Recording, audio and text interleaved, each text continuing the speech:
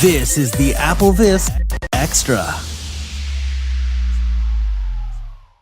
Welcome to AppleVis Extra number 47. I'm Jamie Pauls, joined this time around by Alex Hall, where I assume, Alex, that it is probably cold and blustery in the state of Maine right now? Well, cold's relative. We got up above freezing for the last couple of days, so it's pretty warm here, actually. Okay, good deal. Also, about 40. Yeah, very good. Well, that's Maybe. not bad. That's about what it's been here in Missouri, so that's kind of interesting. Joining us this time around is co-founder of Sneaky Crab, Justin. I love that name. I do. That's a great name. Justin, you're in California, right? Yes, I am. Sunny California, or so people would think it is. It's actually been quite rainy, but trying to stay dry. It's been unusually wet. You guys, Sneaky Crab, that is, received a Golden Apple Award this year, or 2016 rather, from AppleVis, Developer of the Year, because of a game that you guys have released that's sort of taken the blind community by storm. And that is a game called Timecrest. And Timecrest also received a Golden Apple for best iOS game. So you guys are just really doing well here among the AppleVis community. And Justin, I've had a chance to visit with you before, and I really enjoy talking to you. And I'm anxious to bring Alex into this conversation because I want to talk to you about Timecrest. First of all, for those who may not know, and there are probably some listening who don't, just kind of in your words, tell us what the game Timecrest is. Great question. Timecrest is a game, a story that comes deeply from our hearts. Timecrest is a game about a character named Ash who finds that the world of Valencia, where Ash lives, is about to be destroyed by meteors. And as a last desperate attempt, Ash reaches out to contact you on your iPhone, Apple Watch, your iPad device, and asks for help. And surprisingly, you find that you have the ability to turn back time. It is a forbidden magic. It is something that gets Ash into a little bit of trouble later, but hey, you just saved Ash's world. And we built out an epic fantasy interactive fiction that has over 225,000 words. It's just an incredible world to explore through the eyes of this character, Ash. That's a pretty impressive amount of words for an interactive fiction game, too, isn't it? That's a lot. Yeah, it was not an easy journey. We worked real hard to get that far. The very first version that we released in 2015 only had 20,000 words, and it was kind of an experiment. We really wanted to tell the story. We didn't know if anyone would care or listen. We put it out. We got some good responses. We even received an award for Apple Watch Best of 2015. And so that really encouraged us. And we started writing, and now we're up to this gigantic word count, and we're not stopping anytime soon. So Alex, when did you kind of stumble onto Timecrest? Well, I started playing it back in August of 2016. I was actually in Philadelphia doing some medical studies. On me. I wasn't doing the studies. They were being performed on me. But I was there. I was bored. I was waiting for things to happen. And I had my watch, and I'd set up the Timecrest complication a little while ago. Just, I figured eventually I'd check it out. So I was sitting there, and I opened it up. And I've actually pretty much checked in every day ever since. I think I've replayed it 4 or 5 times now. Wow. That's, yeah, very good. We're so delighted to hear, one of the things that we cared about this story, but you never know how people are going to react to it. And, we've heard the same thing over and over again from so many people that they always want to check in and see how the characters are doing. And that kind of leads to the main thing we wanted to get across is this emotional connection between you and the characters of this game. Because, I've been working in mobile gaming for over 5 years now. And as much as I love mobile games, one of the big sort of holes that I see in the whole industry is that the games don't really create that connection. You don't take away something emotional or lasting. They're really fun, but they're not memorable. In 10 years, you won't think back and think, these Candy Crush games or these Clash of Clans games are going to be anything you remember. So we're delighted that this seems to resonate, this emotional connection we've been trying to develop. Something I thought was interesting, and frankly, I stumbled face first into this trap. I, in my mind, thought that Ash was a boy. But as I understand it, Ash is gender neutral. Is that correct? Or could be either one, I should put it that way. Yeah, this is something that we're not the only interactive fiction game to do this, but it was something that we really liked, and something that has actually been very challenging to keep up in such a large saga. But it's that the main character, Ash, can be a girl or can be a boy. And we have tried to be very clever in how we write the saga, that certain bits of the story actually are could be interpreted differently depending on if you think that Ash is a boy or a girl. Certain scenes may seem very friendly on one gender and very romantic on another, and so on. And I think because as part of the whole theme of creating this emotional connection with the character, we want the character to be how you imagine that character. I mean, that's one of the things, if anyone who's played the game, the characters really do draw you in. I mean, I don't want to do too many spoilers, but if someone dies in the game, and that can happen, you feel it. You really, I mean, I'm kind of curious, Alex, as to your thought about that. I mean, you really do care about these characters. Yeah, I mean, the first time again, I'm trying. Your spoiler warning here is tripping me up. So, I guess if a character were to die in the story, especially the first time, you're really surprised. Like, you are physically, I can't believe that just happened. What did I do? Yeah. Wow. You feel responsible. You do, exactly. That's it. Yeah. And Justin, if I can ask now, one of the things about connecting with characters is not just through your writing. You actually have done something really interesting I don't know if anyone else has done. You put your characters on Twitter. That's correct, yeah. Can you tell us a little bit about that and how that came about? Who does it? What's the deal behind that? Absolutely. So, as part of making this interactive fiction, we thought that what would be more interactive than actually putting up some of our characters on Twitter and allowing you to directly interact with them. And this was a challenging thing too, because we knew that people would be at different points in different aspects of their story. And so we actually picked a point in time, sometime in chapter 8, before a big decision is to be made. And this is sort of where all of these characters exist on Twitter in terms of time frame. And we thought it would be fun because it allowed us to interact directly with people and see how they felt about the characters and how they what they wanted to know and what questions they had to ask of them. And it really, again, we are very focused on building emotional connections to people. I'm going to keep saying it over and over again because that has been our number one goal. And just putting up our characters on Twitter and directly interacting with people is one of the best ways we could think of doing that. And I think we achieved it. I think that we talk with people every single day in character. Yeah. Our company is 2 people. We do everything pretty much. And on the Twitter, you might be getting me or my partner at any given day on Twitter. So it's just the 2 of you. There's not interns or volunteers or anything that run these? No. For all of the primary development of the game, all the coding, all the writing, all of the art, the graphics, the design, every single thing is done by the 2 of us. We have a volunteer that helps work on our forums, and that's about it. That's excellent. That's very impressive considering the work that you guys have done. So let's turn for a little bit, and then we'll come back to the game itself. But let's talk a little bit about accessibility.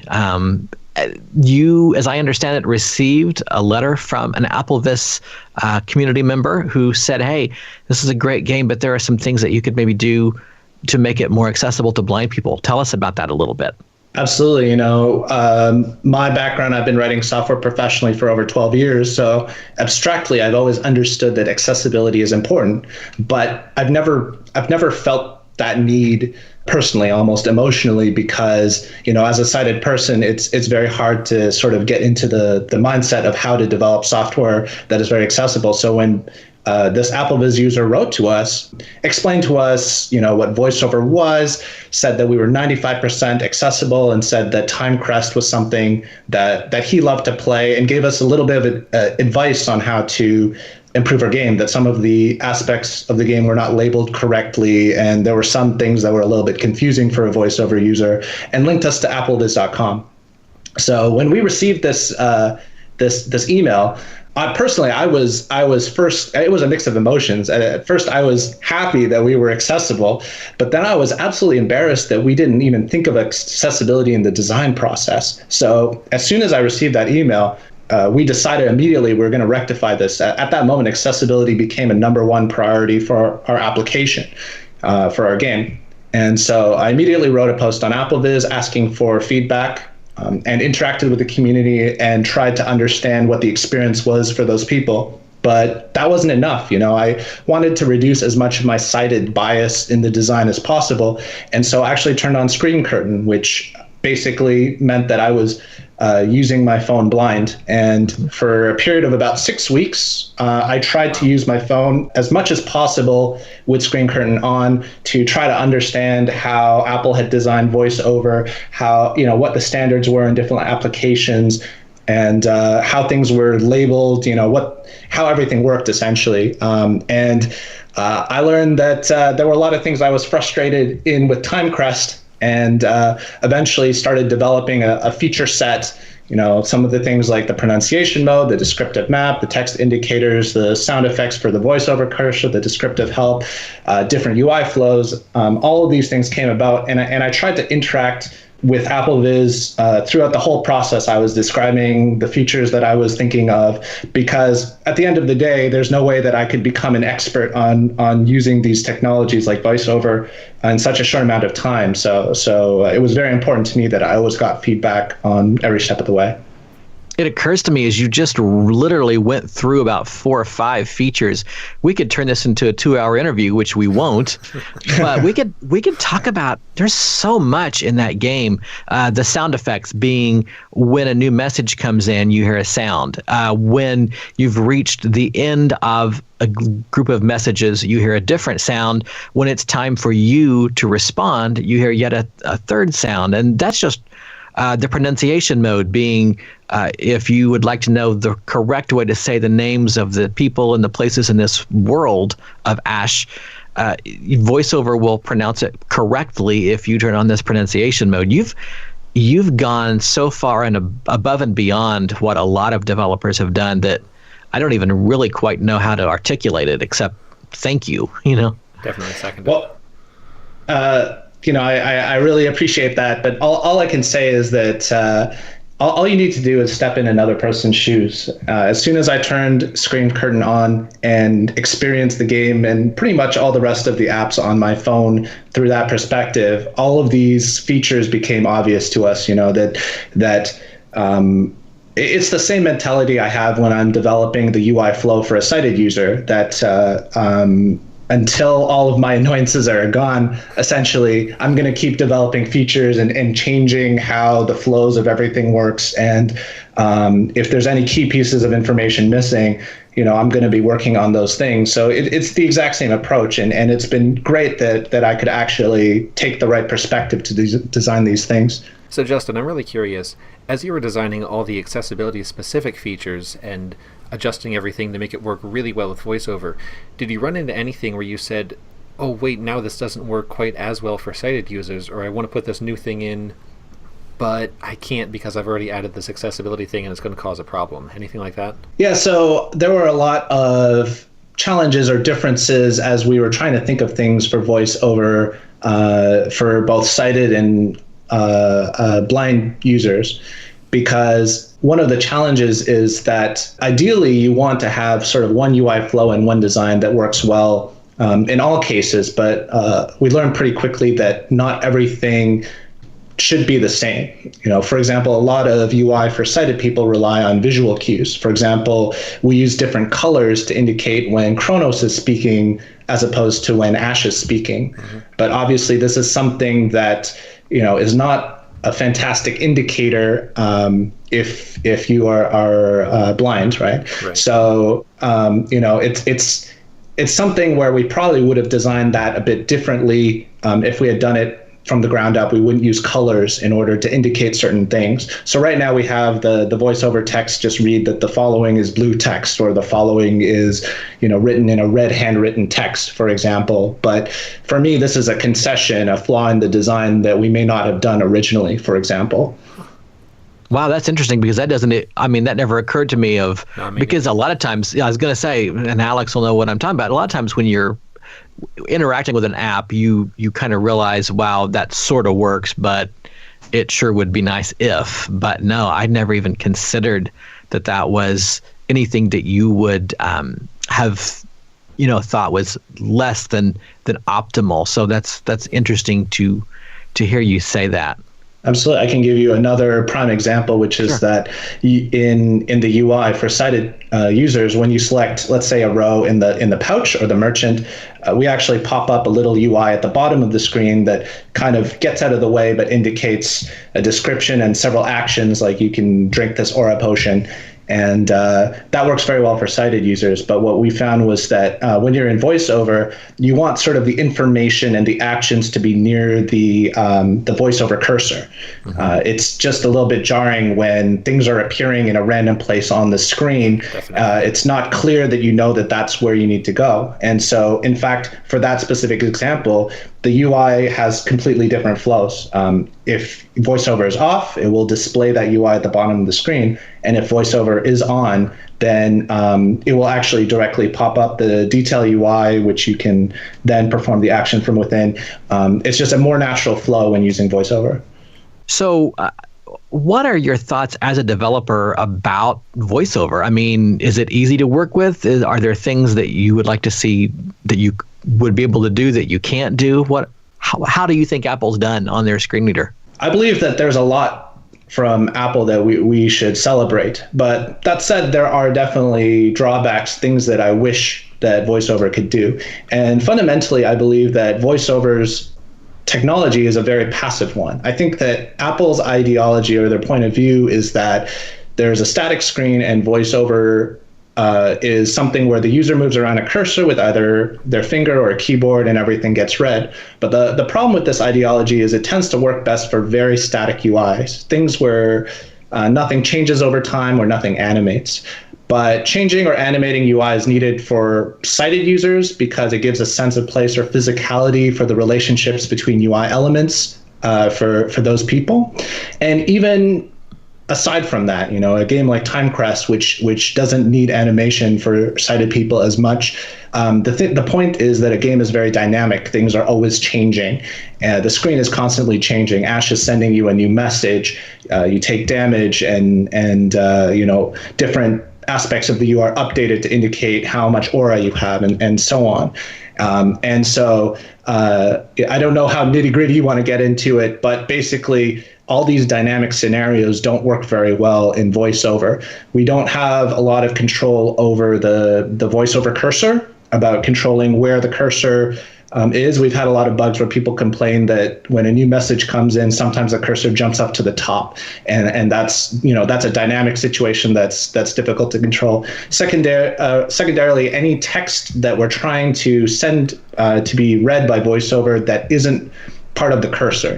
Let's say that there's a state change, like you just spent 50 gold, so we want to announce to you have 150 gold. Mm-hmm. We don't have a lot of control around that. That text that is read, that dynamic text, because it can easily be cut off. We don't have indications when it's done being read. So more concretely, basically when a lot of people ask, well, when Ash sends a new message, can you just read it directly? And that is a feature that is very difficult to do with the current model, because if we do that, it could interrupt text that's already being read by VoiceOver. We don't know when that text is done being read, and so on. So Alex, as a programmer, does that resonate with you? Is there anything that you want to add to that or touch on there? I guess I would say I definitely agree. You're certainly not the first developer we've heard from who would desperately love a way to know when VoiceOver is speaking or not speaking. It seems like that would solve a lot of the problems right there. You can already send text to just a TTS engine on the on the phone, with whatever voice you want, and you can get notifications there. But VoiceOver itself, for some reason, is special, and Apple has never done that. And we've heard a lot of people over the years say, I wish I could just know when the thing is speaking or not, so that I could control better when I'm sending text and when I want it to speak. So I'd certainly say that you're not the first by any means. All right. I'm curious, though, if in all this testing you ever did much with Braille. From what aspects? Well, the testing. I mean, as you're going through all the VoiceOver things, I noticed, I think it's in one of the settings, when you can enable, is it pronunciation mode? Yes. There is mention that Braille display users may not want to use this or something along those lines. So I'm wondering if you had much interaction with Braille users, or if you did any research on there, kind of what you think of the whole Braille display aspect of things.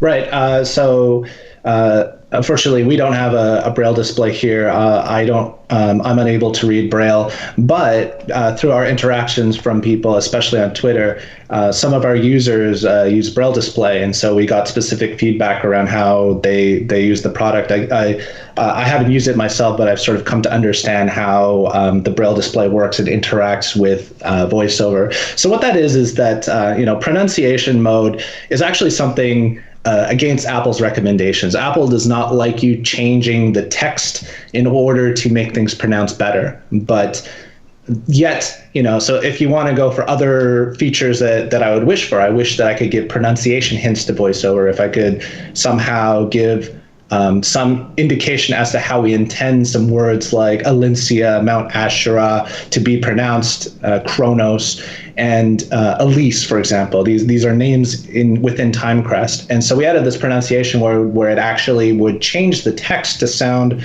more correct in VoiceOver. And it's very difficult, and it's kind of buggy because you can pick so many different accents and so many different voices, so it doesn't necessarily work on all of them, but usually does a better job. But the problem in doing so is that if you aren't listening to VoiceOver, but you're instead reading the text through Braille, then you don't gain much by having these strange spellings, because they're strictly intended for pronunciation.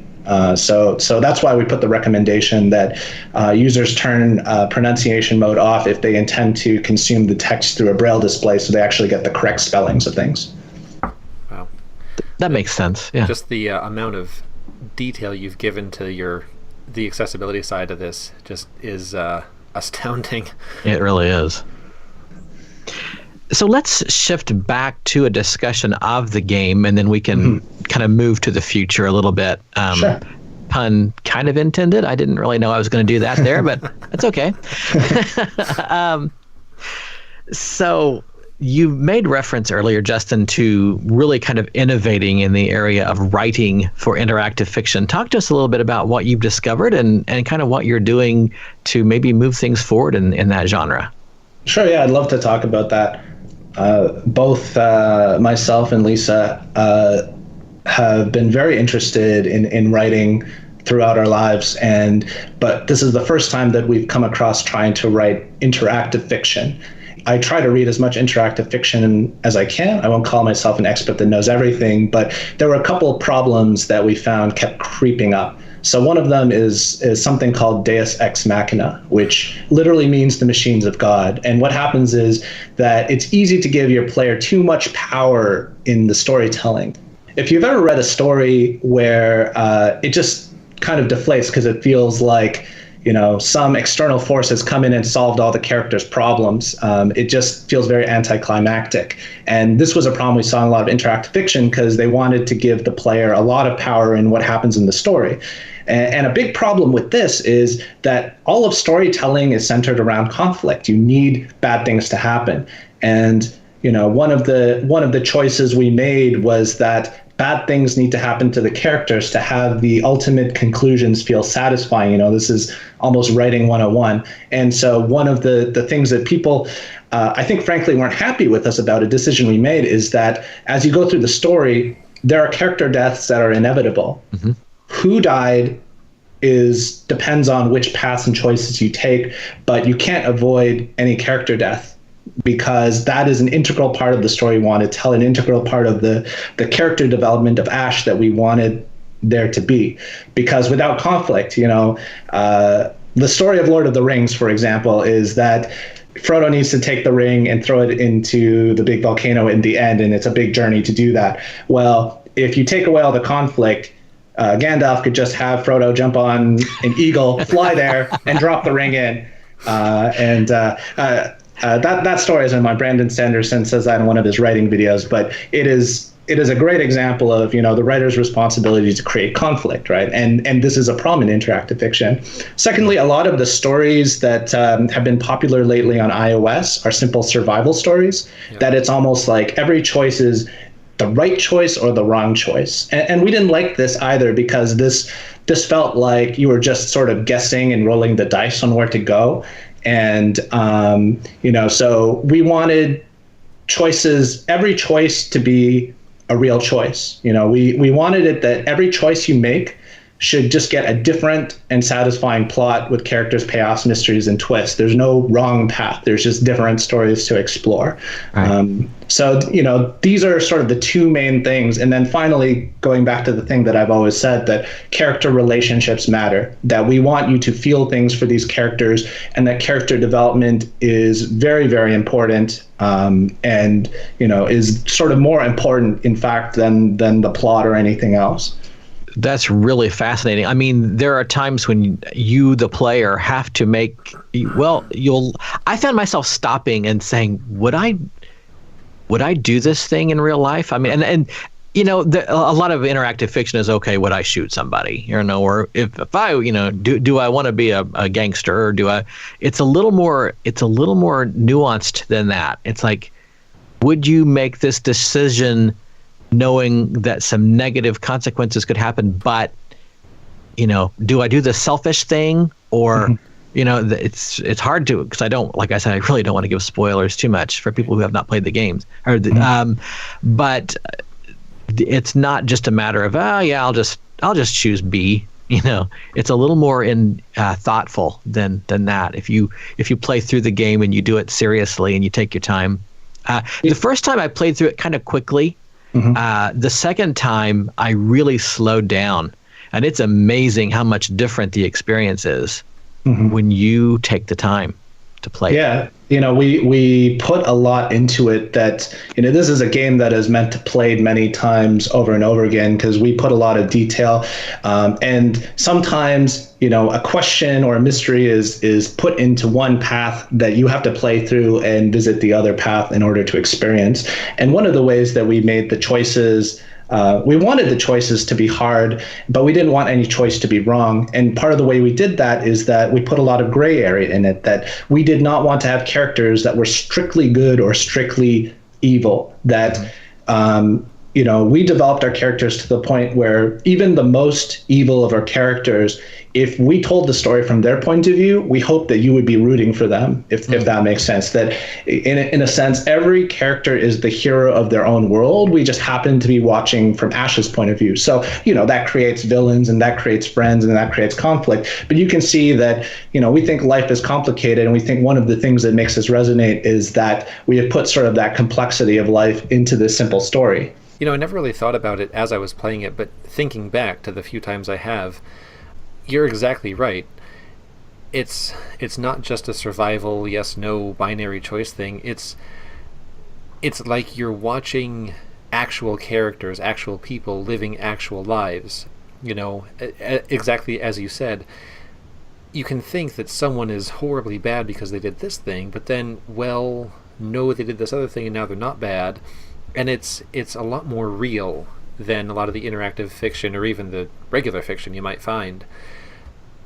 And the fact that it's interactive and that it's so realistic and so close to how actual people live actual lives really makes it a lot more engaging. And it never struck me before exactly why this is such an engrossing game, but I think that's a lot of it, is just the realism and the similarity to how true people would actually find themselves experiencing similar events if they were to happen to them. No one's good, no one's bad. Everyone's just trying to do the best they can with what they see as the right and the wrong ways to go. That's, from the writer's point of view, that's exactly what I want to hear, that you didn't even notice that, because the writer never wants you to see the man behind the curtain, essentially. Right. We're hoping that, we put a lot of thought into the plot and the structure and everything, all the writer things, I'll call them. But if we've done a good job on it, we shouldn't be hitting you over the head with them. You should just be enjoying the story for what it is.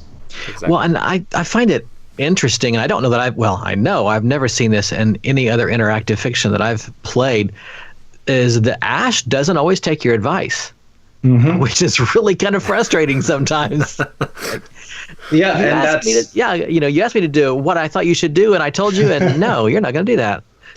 Yeah, and that is actually something we did very purposefully. We didn't want to frustrate the players, so we tried not to do that too much, but it was important that we established that Ash will not always do what you say, because Ash is a person. Ash is a real character. You are not Ash. You are talking to Ash. You are interacting with Ash.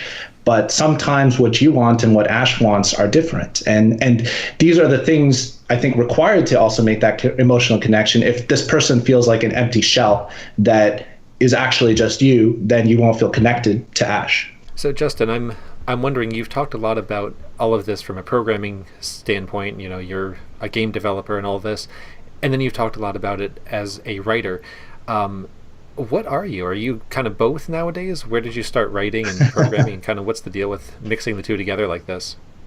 That's a great question. By trade, I have been a programmer, a computer engineer for a long time. As I said before, I've worked at Google. I've worked at Microsoft on Xbox Live and Zune. I worked at Storm 8, which is a mobile gaming company, and I was a programmer for all of that time. But I've always been interested in story, from all the way back to when I played games like Final Fantasy, which were these big JRPGs with long involved stories. And I've always wanted to write stories. I was in the drama club in high school, and I directed plays. And I've always been trying to write little screenplays and so on. And my co-founder, Lisa, has always been a writer. She has been working on the great unpublished American novel. And, we thought that when we founded this company, this would be a great time to put all of our experience in game design and programming. She's she used to be a game director. So she's very experienced with making mobile games, and we're both writers. So it just made sense that Timecrest would be the thing that we would collaborate on in order to make this. Well, right now the game is in 2 sections, right? Okay. And I understand from what you've said earlier, or to me in the past, there are more installments coming, right? Yes, there are. We have released Timecrest 1, Faded Connections, and we have released Timecrest 2, The Door. Those are all within the same app. And most recently, we released The Memory Oracle, which is a collection of short stories that really fill you in on the answers to a lot of the questions we raised about some of our favorite characters. It's 25,000 more words, sort of revealing plots and details about them. So what's next? Well, I can exclusively reveal to you the name of the next part of Timecrest, and what people sort of on the Twitter sphere have been calling Timecrest 3, we call it Luther Timecrest. And the next few chapters that we will release will be very focused on Kronos and his storyline. And by the end of this part of the saga, you'll learn a lot about who Kronos is and what his motivations are as a very, very important character in this story. We don't have a release date yet. We're working hard on it, but we're very, very excited to tell more about the story of Luther Timecrest. That is exciting for all of us who are avid Timecrest fans. That's very good. Are there any plans for, and I can't imagine what they would be, but is there anything that you want to do more with VoiceOver that is available right now to you? That's a great question. I think that one of the things that I would like to improve actually is our Apple Watch accessibility. When we undertook the VoiceOver update and all of those features that we added, we focused on iOS, on iPhone, iPad, because we found that most VoiceOver users were there, and there were far less on the Apple Watch side. But one of the things I would like to do is do a pass on Apple Watch as well, because I know that we're missing some of the labels, and some of the things don't work quite as well on the Apple Watch. And I wanted to take some time to explore how we can improve our Apple Watch accessibility. Very good. Excellent. That'll be exciting. So what would be a great way for people, because there's actually probably several ways people can get a hold of you or the characters, but if a person wants to talk to the developers themselves, what's the best way to get a hold of you guys? There's a lot of ways to reach us. First, we're very active on the AppleVis forums. There's a few threads on Timecrest that we check all the time. So talk to us there. You can always email us directly, support@sneakycrab.com, and you will reach either me or Lisa, and we would be happy to discuss absolutely anything with you. And Twitter, if you go to the Timecrest Twitter page, then we are also extremely active there and love to talk about Timecrest and answer any questions and take all sorts of feedback. We absolutely love feedback. The reason that Timecrest was successful in VoiceOver was because of this incredible community that every single person gave us great feedback. Every single time people said this works well or were deeply critical of our game. We love that because we make this for you. We want to create this emotional connection with you. And I hope people continue to give us as much feedback as possible and tell us, where if there's a stain on our shirt or if we're doing well. That's what makes Timecrest great. Or if an avid blogger like Alex might find some grammatical things that absolutely. No, that Alex has been hard on our spelling and grammar, and we actually have absolutely loved all of his input. You're essentially our unofficial editor. It is definitely embarrassing when we have mistakes like that, and though it's not an excuse, it comes from being very ambitious and being only a two-person team. Sure. We want to bring such an expansive story, and every single day we kind of ended Timecrest 2 on a cliffhanger. So every single day we have people bugging us about when the next bit of content is. And when you're talking about future things, spelling and grammar is something that we definitely want to improve upon. And we're lucky to have someone like Alex who is helping us out on that so tremendously. Yeah. Well, Justin, thank you so much for taking the time to visit with us on this Apple Extra. You've got a lot of insight and you've done a lot of hard work. And I think I can speak for the entire community when I say thank you very much for that. Thank you. It's been a ride. We launched our update in only September. That was only a few months ago. And the community has been just so incredible and inviting. And we look forward to a very accessible 2017. So go on over to the AppleVis forums. Check out everything that's over there regarding the game. A lot of comments from players as well as the developers. You can certainly find me on Twitter. Twitter.com/Jamie Pauls, JamiePauls. Alex, what's the best way to get a hold of you? Twitter as well, probably. I'm MEHGCAP. That's M as in Mike, just in case my mic isn't working great. Oh, Mike, I didn't even plan that. I'm funny. Nice. I know it. Yes, I had to look that up earlier today. That's not one of those easy Twitter handles, man. Just saying. No, I've had that forever, and I want to change it, but I don't have anything better, and everyone knows it now, so I'm kind of stuck with this horrible word for any screen reader to pronounce and for anyone to remember. But for those who do remember it, I can't change it on them, so I'm sort of between a rock and a hard place. Fair enough. Well, thanks everyone for listening.